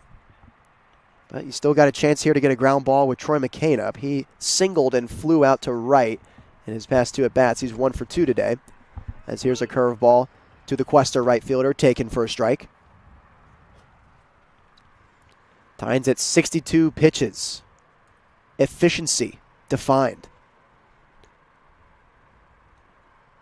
McCain on the 0-1 hits him right on the elbow guard. 5 hit by pitches today for Caden Tynes. All of a sudden, runners at first and second. And that's just a smart at-bat for McCain. He realizes the importance of him getting hit by that pitch, had plenty of time to get out of the way. Instead, he stuck out his arm, took it off the elbow, because that means the tying run is coming to the plate. And that tying run is Matthew Dorado. He lined out to left, grounded to third in his 2 at-bats, 0 for 2 today. And now wanting to have an answer for the Blues offense here in the bottom of the 6th inning. It's Andrew Ramirez at second and Troy McCain at first base. As Tynes from the stretch comes home. It's a fastball low, 1-0. Blues have a righty warming up in the bullpen, so we'll see how much longer Tynes can go. Looks like it's Matthew Gonzalez.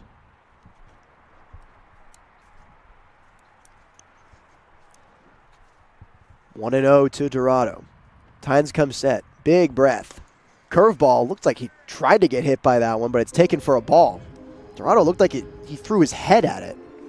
It'd almost like being in dodgeball. When a guy ducks and you hit him in the head, that shouldn't count. Right. But he avoids it. It's in there for a ball. Now 2-0 to the right-handed hitting catcher.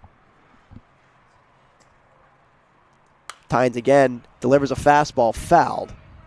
2-1. Well, life imitates art. Dorado was trying to imitate Jacob Ruley, trying to tie the game up with that big swing. Took a huge hack on an 82-mile-an-hour fastball and just missed it. Front left toe flew open, head flew open, big ol' swing. But now 2-1 for the Hope International catcher. Tynes, fastball, lined into right field. Hicksonbaugh's got it.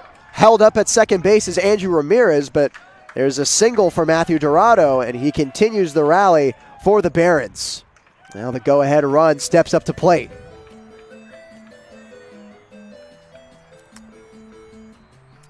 Bases loaded now for the Barons, and a big spot here. Top of the order coming up as well. This is where you want to avoid if you're Caden Tynes, and I'm not sure he'll get a chance to face the batter. Dean Traynor making his way out towards the mound, wanting to talk to his Cuesta right-hander, and he'll point to the bullpen. Matthew Gonzalez going to step in for the SLO Blues. We'll give him some time to warm up here on the SLO Blues streaming network.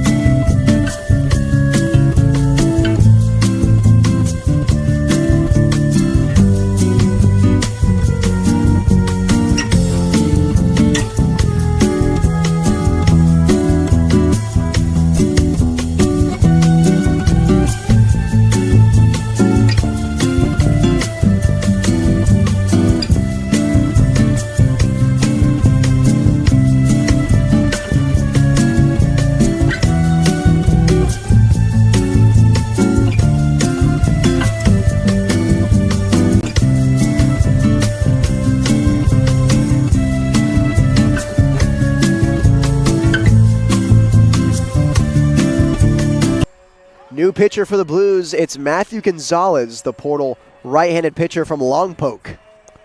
Matthew Gonzalez, 5'9", 175-pounder, a 3.54 ERA in 20 and a third league innings so far. He was also the non-league closer for the Blues, so coming in a similar situation. Dean Traynor trusting him in this high-leverage scenario late in the game. Gonzalez coming into a tough spot with the bases loaded here. Go-ahead run at the plate. He gives him the first pitch slider. It's nubbed away for strike one. To see the fastball, the slider, and that disgusting changeup. Some days the best pitch is the change, some days it's the slider, but it's an off-speed heavy right-handed arm. Gonzalez will face Anthony Bassett. It's a shortstop from L.A. Harbor. Comes home, uncomfortable swing right through it for strike two. And that's a pitch that early on in the outing shows me the slider is on today. That was a disgusting swing, and one Bassett, I'm sure, will watch back and cringe at himself swinging at that pitch that didn't even register near the strike zone. Lots of horizontal movement, tied up Bassett. Now 0-2. Gonzalez takes a look at second, now comes home. This one's lined to shallow center field. Jariah Lewis tries to deke, but now has to come home. 2 runs are going to score off the 2 RBI single and from Anthony Bassett with 2 strikes. 5-4 now, the SLO Blues lead. All of a sudden, that lead's been chopped to 1 run. And now you got Delshon Lanier Jr. up to bat. Well, Bassett makes up for it. Still not a comfortable swing as that pitch was in on his hand, but did enough. A good hitter, able to squeak it out 74 miles an hour off the bat, but finds a spot in center. And now this game really interesting. It's been proven time and time again. You don't always need that extremely loud contact to do some damage. Proven again here with the 2-run single as Gonzalez comes home with the slider taken for ball 1.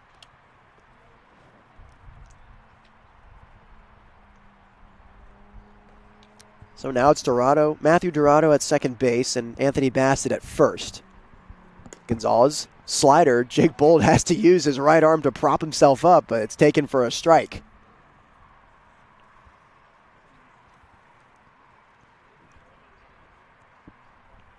One and one to Lanier. Gonzalez down the hill. Slider popped up. DeCarlo giving chase on it. Hicksonbaugh calls him off, and there's the second out of the inning. A fly out to Jake Hicksonbaugh in right field. And that's a big out. Not only do you keep the tying run at second base, you also stop both runners from advancing into scoring position. A non-productive out gotten by Gonzalez, and all he's got to do is get one more. And now another lethal hitter rolling up for the Barons, though. It's Kamau Neighbors, 13 for his last 23, 11 RBI on the year. He's standing in there with that narrow stance, wanting to do some damage here with 2 outs. Gonzalez leaves it low for ball 1. Got to be careful pitching to the switch hitter from CSUN. He's got 1 home run on the year. Fastball fouled down the right field line. Count even at 1-1. He really yanked that one, and if he was able to wait back a little bit further, might have knocked it far enough down the line to give the Barons the lead. So Gonzalez needs to be thankful that Neighbors was so far out in front, and maybe you play off that with the rest of this sequence. So now it's 1-1. Gonzalez down the hill. Slider just misses upstairs. Now 2-1. Barely missing on the slider. Try to get a call. Now in a hitter's count is Kamau Neighbors. Gonzalez tries to blows it away with a fastball, and he does. Count now 2-2. Would be a huge strikeout here for Matthew Gonzalez. As Kamau Neighbors widens that stance dramatically, and he pops this one up. JT Ricken calls it immediately, and he'll come down with it. But not before the Academy Barons add on 2 runs. This lead for the SLO Blues has now shrunk to 1 run here on the SLO Blues streaming network.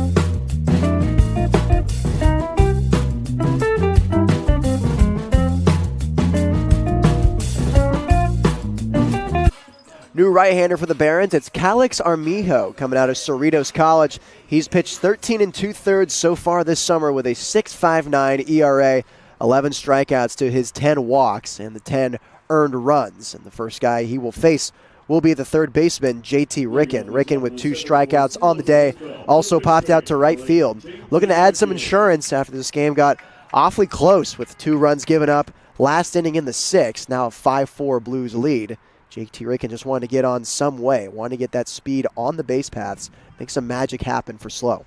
Huge inning for the Blues. You don't feel uber comfortable heading into the 7th with just the 1-run lead and the last chance for them to add if they want to come out with a win here in the second game of this doubleheader. Last chance here, 7-inning game. We're here in the top of the 7th, and Ricken takes the curveball for a ball.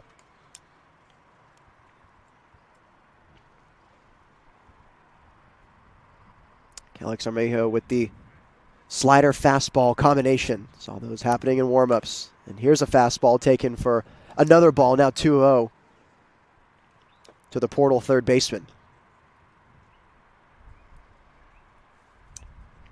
Ricken trying not to do too much here. Keep that same approach that's been working for him the past few games. As that's a great leave on the fastball, low for ball 3.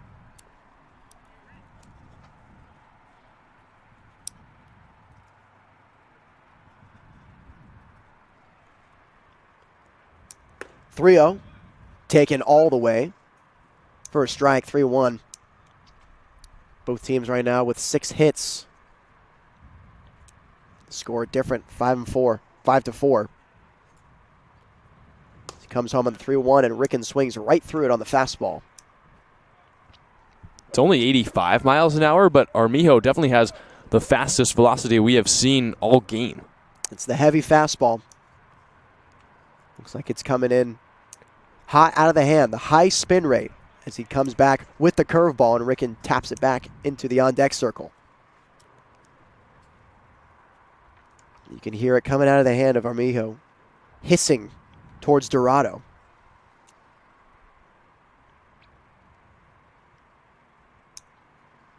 Now Ricken will stand in with a full count. Here's the payoff pitch. Fastball grounded towards Neighbors. Sliding effort, can't get there. JT Ricken reaches first safely on that leadoff single. And a nice swing, works the count to 3-2, ends up with a base hit. It's his second of the day, and that's a huge runner here for the Blues in the 7th. JT Ricken keeping that opposite field approach.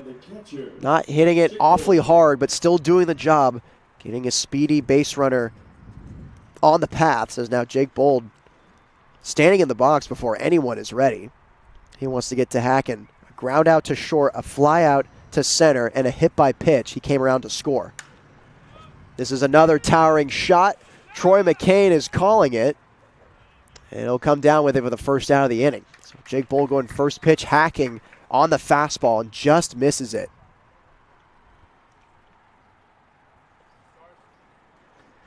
So now they'll hand it over to Cody Darcy. He had a pop out in the first, a pop out in the second to the first baseman, struck out looking, and a hard hit line drive to center field. Looking to catch a break on those hard hits. As Ricken has an average lead at first base. And Armijo comes home. There's the slider, taken for strike 1. Darcy having some trouble seeing the off-speed stuff today. Slowly, we're kind of here, running out of time to change that around, get some more runs for the Blues. Here's the 0-1. Fastball low and away, now 1-1 to Darcy. The shortstop from Arkansas State. Came into this game as a 179 hitter and 3 RBI.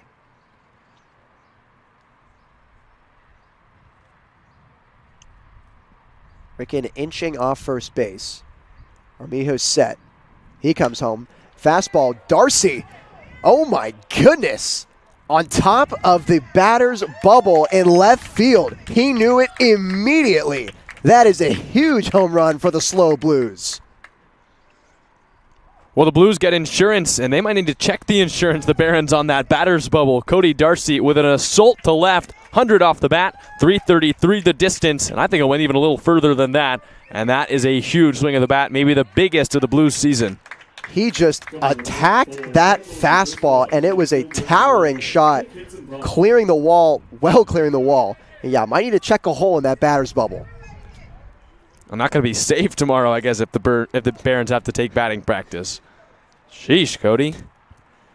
So after a monstrous home run to increase the Blues lead, now 7-4, Jake Hixenbaugh swings through the first pitch for strike one. I mean, you really can't overstate how big that is for the Blues, not only for them to have the lead, but to add insurance. This is a must-win game, if not a must-win doubleheader. And to put the Blues in front by 3 here in the second game, huge. The Blues needed it. As Hixenbaugh takes that fastball for a strike, now 0-2. Monstrous home run, very important. As Hixenbaugh now lines it to center field, right into Lanier's glove. Thought it had a chance to drop there, hit just a little too hard. The second out of the inning.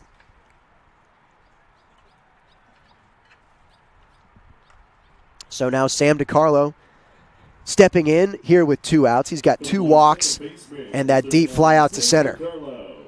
Seeing here if they'll play him the same as they did in his third at-bat. But he wants to be greedy here for the Blues offense. Never too many runs. Collect as many as possible. And they'll take a look at that curveball for strike one.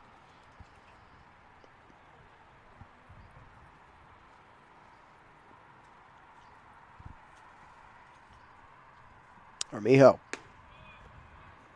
Strike two. Carlo takes that bender once again, quickly falling to a 2-strike count, now needing the battle here. Keeping the inning alive. Carlo now slightly opens the stance here with 2 strikes. Gets another curveball and goes down swinging. A giant home run from Cody Darcy brings up the Blues lead 7-4. That's going to be important as we head into the bottom of the 7th on the SLO Blues streaming network.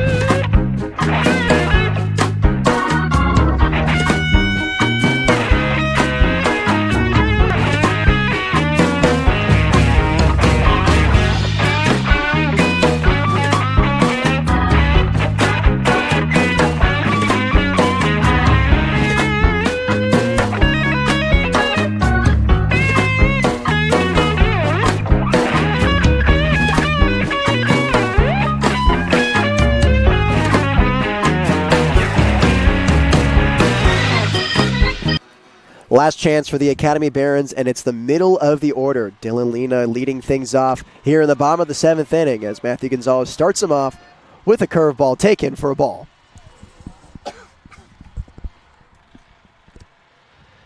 Dylan Lena 2 hits on the day as he takes another strike.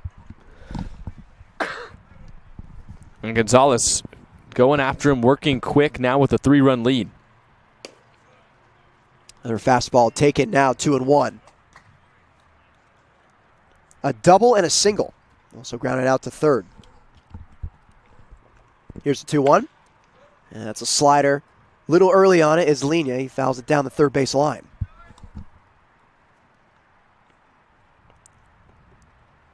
Important here to establish dominance if you're Gonzalez. Get the first out here in the inning. Nina fouls this one back. Now even at 2-2.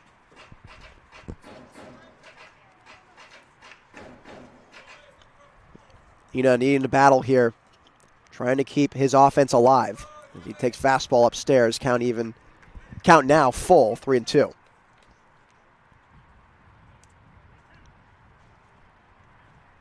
Here's Gonzo from the windup. The payoff pitch. Fastball towered away, foul once again. And Gonzalez, he's got 3 runs to play with, but it's a dangerous game. You don't want to go in that completely operating with that knowledge. You can make a mistake or two, but still got to try and get outs. It's a slider again, giving chase as Massiangelo towards the wall, and he won't have a play. Another foul ball for Dylan Lena, staying alive here, trying to get on. Right part of the order here for the Barons if they're trying to launch a comeback. Lena, Berber, Diaz, 3 guys that do have some power, especially Lena. I think the Blues are lucky that they were able to escape last inning, getting Neighbors out, which is such a tough task when they had a chance to knock in the go-ahead run. Here's Gonzo again with the payoff. Slider, strike 3, swinging. So Dylan Lena goes down on the slider from Matthew Gonzalez, and that's the first out of the inning. Now coming up, Max Berber. And as we talked about, a big first down. Needed to get that, establish the path that you want to go through in this inning. And Gonzalez able to get the first hitter out. Probably the toughest one he'll face this inning as well.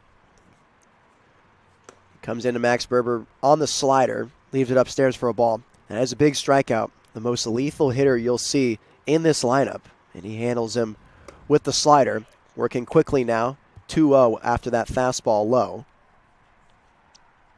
Mentioned it earlier in the season, but it seemed Matthew Gonzalez came up with the tippy-tap feet after hanging out with Lucas Alanese, it appears. It's always fun. I think if I saw a guy doing that, I'd be inspired to pick it up as well. That's just what happens when you're hanging around in the bullpen. You pick up new things. There's a fastball taken, 3-0. Count now 3-1. Gonzo's got to come in now. Working very quickly. Another fastball, chopper to Darcy. Here he is on the backhand. Big throw, 1 hop to first. Massiangelo split. Yep. That's the second out of the inning. Massiangelo showing off the flexibility once again after that 1 hop throw to Cody Darcy. Now 2 outs quickly in this inning. Matthew Gonzalez doing his job. I think Gonzalez, too, owes Cody Darcy some dinner on the bus ride back home. Not only did he get him the 2 extra insurance runs, they're a nice play to keep a runner off the base paths, and he puts the Blues on track just an out away from grabbing the win. The Barons down to their final out. It's Max Diaz, left fielder out of University of New Orleans. He takes first pitch for a ball. Matthew Gonzalez working quickly out of that windup. Comes in with a fastball, challenges him for a strike. Diaz now even at 1-1. Gonzalez, gotta go. Down the hill, right through it. Swinging is Diaz, now 1-2. There's that changeup from Gonzalez. His best pitch, working so far against Max Diaz. Here he comes with the slider, fishes it foul.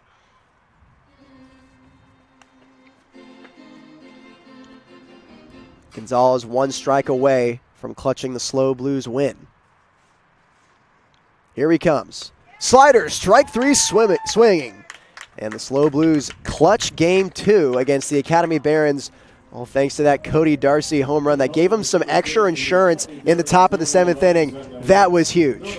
Yeah, words can't really explain how important that win was for the Blues. You don't want to make generalizations with so many games left to go in the season, but if they drop both games here today, their playoff chances may as well have been done. It would have been a very tough stretch for them to go back and come back. They may have been down nearly 2 games to the Conejo Oaks with another doubleheader to follow, a road trip as well, but they're able to get a win here, and they'll stay close to the playoff marks. They will not pass Conejo yet, but it'll still be close as they'll try and go on the road next week and continue the momentum that they gathered here in Game 2. Yeah, it was a slow start to the offense coming up. Just that 1 run in the first inning, but then rallied back in the 6th and 7th. That's that late life that we haven't seen much of for the SLO Blues this season. It's nice to see it come out when they needed to get that win against Academy. Well, the 7-inning games are shorter, but luckily for the Blues, long enough for them to wait for the offense to wake up. And in the 13th and 14th innings that they played today, they finally come through with 4 in the 6th, 2 in the 7th, and a huge win. And we talked about how the chaos weighs a little more extra when you play 7 innings instead of 9, because now instead of 2 more chances for the Barons, this game is over. So it's really important that they came through later in this game and was able to shut the door with Matthew Gonzalez. A huge win and a big insurance move by the Blues, and a team that had lost 4 straight, a little bit more energy with that win. And hopefully for this team, they can carry that into what will be a grueling final week of the season. So the SLO Blues wrap up a very long day here in Compton at the MLB Youth Academy. They're able to split the doubleheader after getting the win in Game 2. I'm signing off for the end of this summer. I'd like to thank everyone who's been listening to all the live streams, everyone involved in the hiring of me at the SLO Blues. Nico and Adam, thank you very much for giving me the chance and allowing me to use this as a sandbox, being a goofball on social media, being a goofball on air. I just want to thank everyone who's supported myself and the Blues throughout this entire summer.